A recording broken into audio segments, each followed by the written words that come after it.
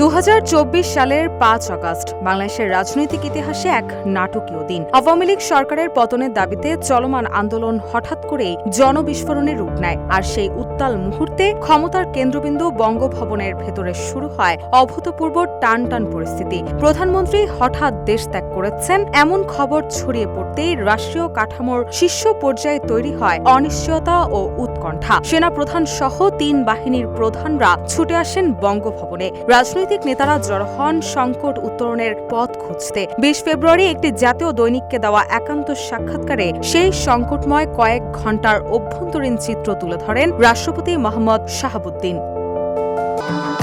ভবিষ্যৎ হোক নিরাপদ, বিনিয়োগ হোক বিশ্বস্ত, আর আমার পছন্দ সল্ট বে। ওয়েলকাম টু সল্ট বে।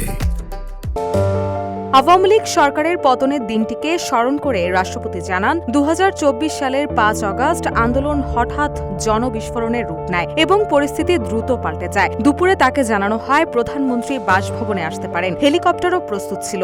একই সঙ্গে নিরাপত্তা আরও জোরদার করা হয়। তবে অল্প সময়ের মধ্যেই খবর আসে তিনি আর আসছেন না। পরে নিশ্চিত হয় প্রধানমন্ত্রী দেশ ছেড়ে গেছেন।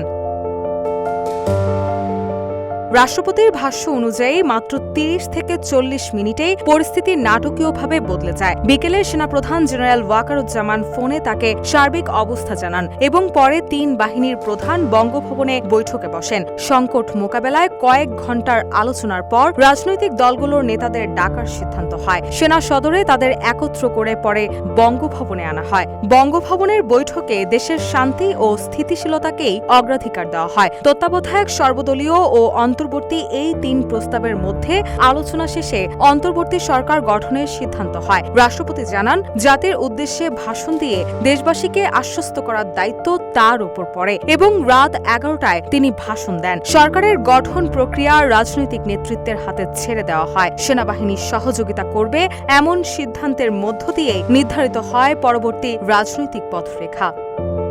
রুশা সুর, নিউজ ডেস্ক, ইত্তেফাক।